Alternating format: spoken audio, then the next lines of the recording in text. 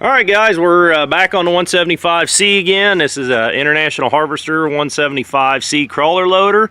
You see I've got the bucket up in the air. I've got my support brace on for safety's sake. And, you know, anytime you're working under that arm, you need to have something on there. If you don't have the original support bar, this one's a little bit bent, but it works. A guy could take a big, maybe a big heavy piece of angle iron and lay in here. You know, butt it up against the end of the cylinder cap there, and then let it ride up onto here, something like that. So safety first, guys. You know, use something on there. In any case, today's project, we're getting real low on daylight here, but I'm gonna try to knock out these fuel filters before it gets dark. So there's a primary and a secondary fuel filter on this machine.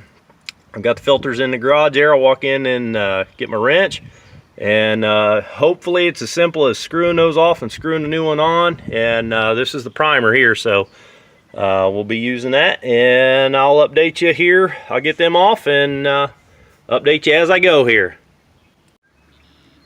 All right, so I'm at the back of the machine. I'm staring at the rear end here, and the first thing I want to do before I do anything, see that valve right there, that vertical, it's on a 90 degree. This right here is the shutoff valve. I want to shut off the fuel. So, turn this in. It's a little snug, but it is turning. Turn that till I feel it bottom out. Anyhow, I'm not going to bore you with watching me turn that all the way in. I'm going to do that, and I'll catch you in a minute. All right, guys, I'm losing light pretty quick. Sun is down, and I need to get this done. So what I did was, you saw me shut off the fuel. So I come around the front here and simply just unscrewed that first one, moved it out of the way, took off the second one, moved it out of the way. They're both sitting here now. I took the new ones. The small one in the back there is a 3239 Napa Gold, and the big one is a 3338 Napa Gold.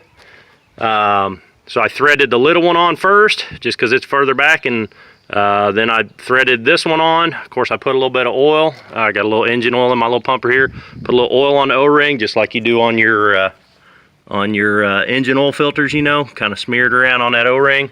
So I got both my filters on there. I went back to the back of the machine, and I opened the fuel valve again. I then cracked the bleeder. There's a bleeder. Let me turn on some light here. There's a bleeder on top of this small filter. I cracked that bleeder open. It's a 7/16 bolt head looking thing. So I just use a 7/16 ratchet, crack that bleeder until fuel from the tank gravity filled this filter back here. So that bleeder now, I believe it's either open or closed now. It's full. I need to close it if it's still running, but it was running clear fluid out. So I'm going to close that bleeder off. The next thing I'm going to do, there's a bleeder. It's kind of hard to see. It's back here, though. There's a 7/16 head. Same sort of bleeder for this filter. So I'm going to crack that bleeder open now. And then I'm going to use the pump here. I've opened the wing nut already. This is the primer pump here. So it's a manual up and down thing, and I'm going to pump that to fill that filter up until it runs clear out of that bleeder. Once it runs clear out of that bleeder, I'm going to shut that bleeder back off, close the system back up, and that's it. I'll put this back on, tighten the wing nut back up, and I'll update you after I get that done. Okay, so I got my back one closed off. I opened this front bleeder, and now I'm pumping this. And I don't know if you can see it, but starting to. There we go. See the fuel coming out there?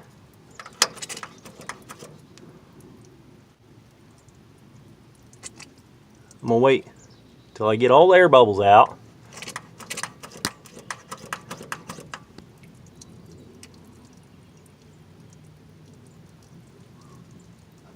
Again, I'm pumping the little manual primer here.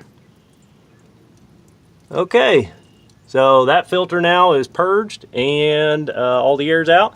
I'm gonna close that bleeder off, and I'm gonna put my little strap back up on top of the primer here. And that'll be it. I'll start it up. I'll bring you along when I start it up.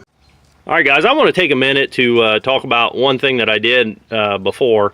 As you can tell, I got the primer clamped back down and everything. I've got all my bleeders closed. Essentially, this system's ready to go. It's ready to run. We're done here.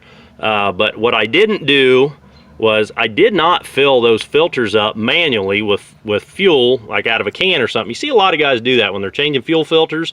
You know, it saves time that you don't have to prime it using that manual little primer there. But what could happen is you could introduce dirt right into those filters on the clean side. You know, you're dumping it out of a can right into that filter. I just don't want to take that chance. So that's why I didn't fill those filters up.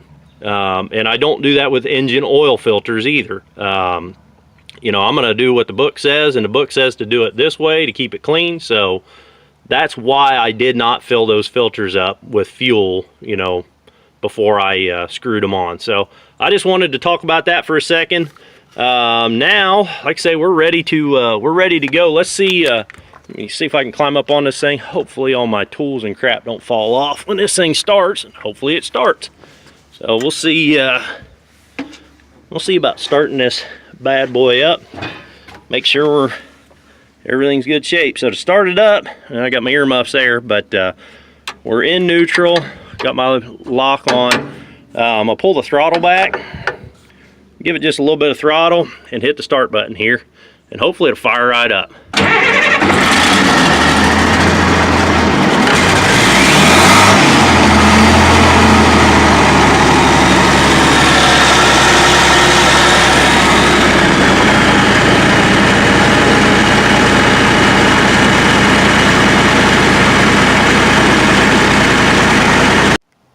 All right, guys, well, you saw it start. It ran for just a few minutes. I sat up there and made sure there wasn't no issues with it, but purred like a kitten. So I just ran it for a few minutes, ran the throttle up and down, no issues at all. So I'm real happy with how that all worked out. If you liked this video, please click the like button. And if you want to see more videos of, you know, me working on this thing or working on other stuff around here, click the subscribe button. And if you got any questions at all, leave them in the comments down below, and I'll do my best to answer them. And I guess I'll catch you on the next one, guys.